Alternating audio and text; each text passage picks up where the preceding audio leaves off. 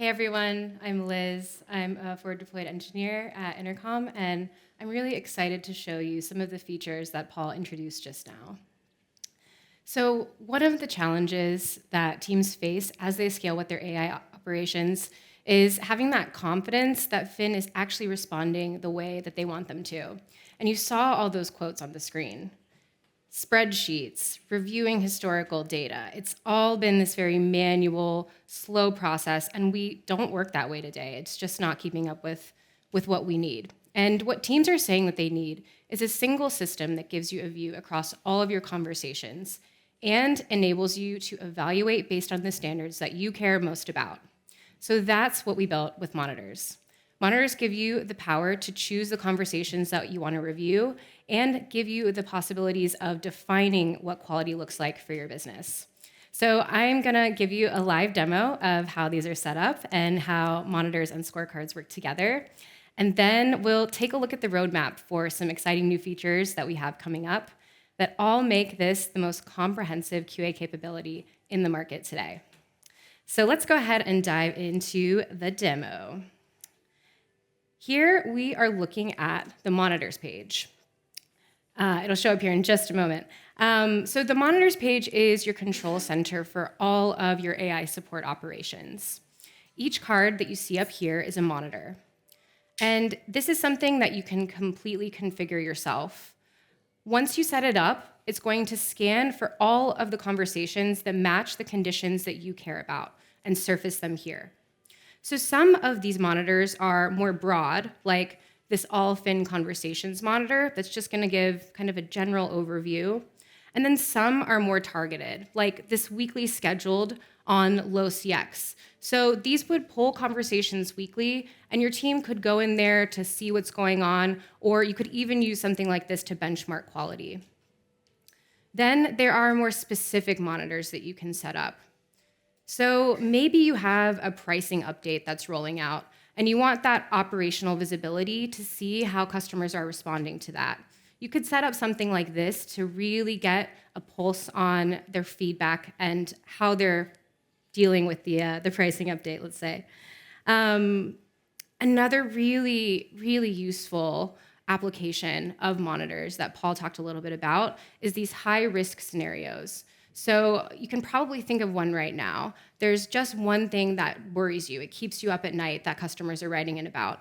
You can create monitors that will catch those and aggregate them so that you have a really good view into what's going on and if these are being handled appropriately. So one could be like, is the AI agent actually escalating when it's supposed to?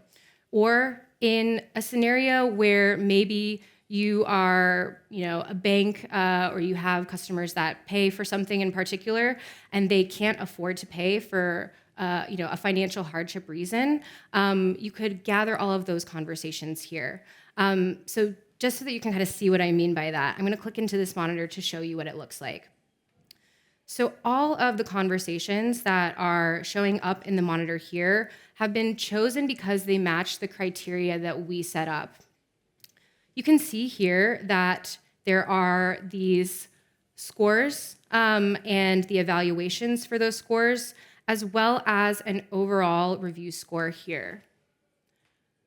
So this looks pretty cool, right? But you're probably wondering, where did all this come from? What is it?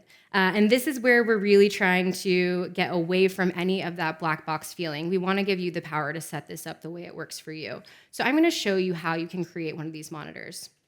I'm going to go up here and click the Create Monitor button.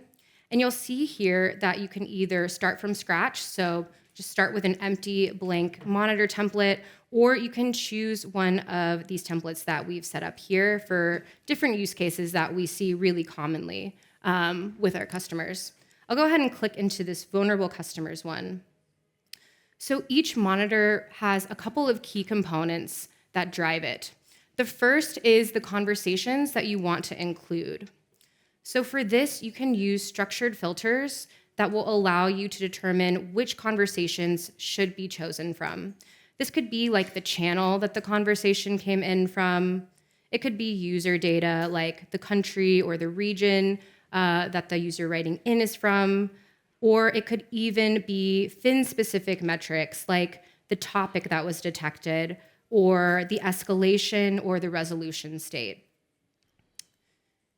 Now, of course, there are situations that require more nuance, and you want to be able to define those signals to look for. So if we're thinking about financial vulnerability, this might be a customer saying something like they have an issue coming up that's affecting them and they can't pay their bills. So with this criteria here, you can set up natural language signals so that when Fin is scanning for the conversations to evaluate, it will use those in addition to the structured filters so that we don't miss out on any of those signals. You can take some time to configure this, and then you can run a test against a sample of conversations and just make sure that you've sort of tweaked this and fine-tuned it to where it's actually picking up the conversations that you want to monitor. Next, you want to look at the monitoring mode. So you could continuously run this all the time, which is great for real-time monitoring and alerts. You could do a scheduled sample. So if you only need to maybe have this run once a week, you don't always need it on, you could choose that one, or you can use date filtering to just do a one-time sample. The last section here is how the conversation should be evaluated. This is a really big topic, and I'm so excited to show you. So we'll dig into that a bit deeper next. For now, I'll just choose this scorecard here, and then you can see that if any of the criteria need to be reviewed by a human, you can assign the teammate here that you want to perform the checks. Okay, let's get into custom scorecards. I think you guys are gonna like this one. So here you can see all of the scorecards that we've set up for these different monitors. And you can see that they have different titles, they have different criteria in here. So again, like these are exactly how you want them to be. Let's take a look at this financial vulnerability one, since we were just looking at the monitor and that's kind of fresh in our minds. So here you can see the different criteria that we're looking for. We're looking to see if the AI agent was able to recognize that the customer was vulnerable, if the response from Fin showed empathy, and then if the responsible next steps were provided based on the customer's situation. So what this gives you the power to do is to define how the conversation quality should be evaluated. We know that every business has a different way of measuring this and different things that they need. So you can see here, you can add even more criteria here. And you can also create broader ones. This one's quite specific, but you could also do kind of a broader Fin quality check here. So if we're looking at this one, you can see that we're looking for criteria that would apply across all AI agent handled conversations. Things like, was the customer happy with this interaction? Was Fin clear in the responses that it gave? And was the actual answer that Fin provided accurate? So this gives you the power to set up ones that are quite specific or quite broad to be used across all of your different conversations here. So next, I'm going to show you how you can set up the specific criteria. So let's take a look at escalation ease. With this, we need to describe what we want the criteria to evaluate. So in this case, we're looking to see if Fin escalated when it was meant to do so. The really, really cool part of this as well is that you can choose to score this criteria automatically with AI or manually. So this empowers you to really combine those AI judgments and human workflows together. The last part of this is defining the rating options that you want to be used for this criteria. So here you can see we kind of have these descriptive ones, but you could also do a Likert scale or a numerical order there. The real thing that matters in these cases is providing a good description of when the different ratings should be used. The other thing that you need to configure here is what the score should be. So you can see in this case that between 50 and 100% will be a passing score, but 40 or below will be a failing score. Okay, so next we are going to take a look at all of the different ones that you have here. So you can see with this little, this little thing here. These ones are all scored by AI. And then this one down here is scored by human. So again, this really unlocks that power to combine AI-powered QA with your human judgment in the same workflow. In this example, if we think about something like customer sentiment, that's actually something AI is pretty good at judging and pretty good at pulling out. But if you're still optimizing your fin setup and you're not quite sure maybe that your content is where it should be, you might want a human to go in and look at accuracy and ensure that the responses fin is giving are actually accurate. The two other pieces of criteria that are really useful are the score weighting and the critical flag. So you can assign different weights depending on how important a certain criteria is for your quality. And then you can mark this as critical. And what this means is that the overall evaluation will fail if this condition is not met. So really, really useful for those super critical areas. Okay, the next thing I'm going to show you is very useful for your actual human reviewers that need to go in. So when you go into this unreviewed conversations queue, you're going to see all of your conversations that are marked as needing a human review. This is an aggregate view across all of your monitors. So here we can see the name of the monitor where it was flagged.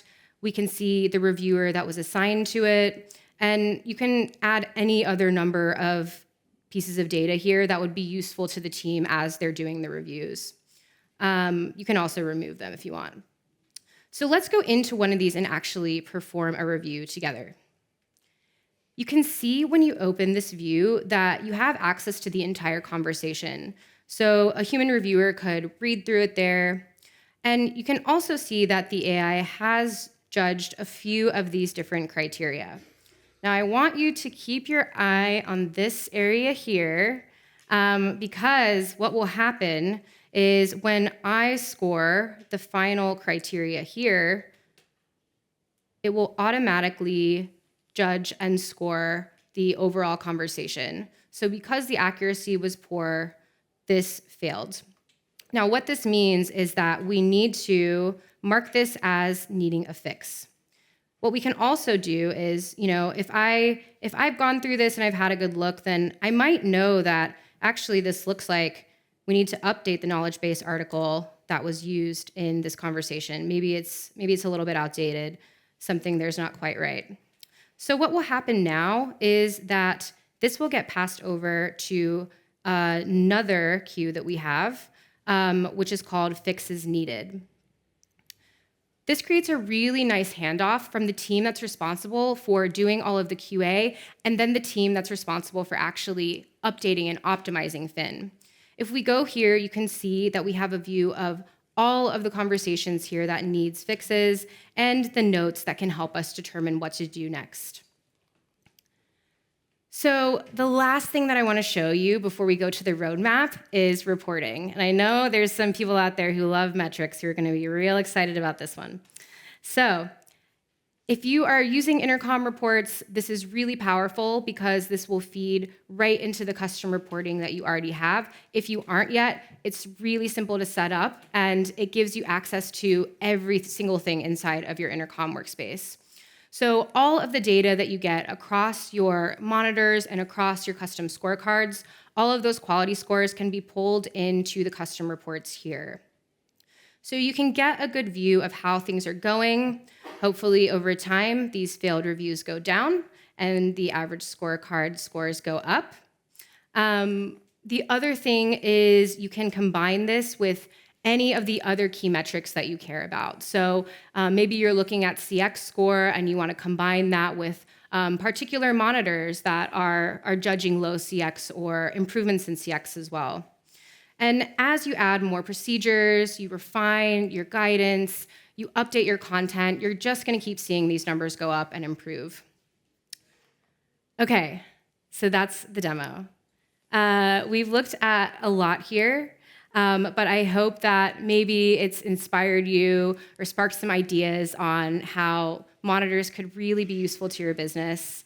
You can create those custom scorecards to really hone in on the areas that are most important to you, and you can turn insights into real improvements and start seeing this from day one. So this is just the beginning. We have even more things just around the corner coming up on the roadmap. So I'm going to take you through a few of those now. The first thing that we have coming up is human QA. So the focus here has been on AI agent and fin QA, but we're also going to expand this to QA for human agent conversations. This will give you access to the same framework for both AI and human support, so you have that complete coverage across everything. However, you can also create separate scorecards for fin and your human teammates, because we know that often those evaluation qualities will be different there.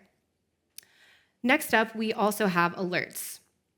So alerts will act as real-time updates for any high-risk scenario, maybe like the one that we looked at earlier.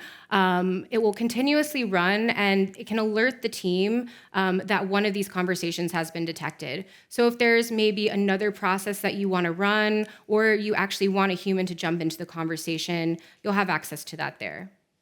And then the last thing is evaluating against your own knowledge base. So in the scorecard, you'll be able to evaluate a certain response against any of the content or policies that you have in your knowledge base, just giving you one extra layer of protection and understanding there.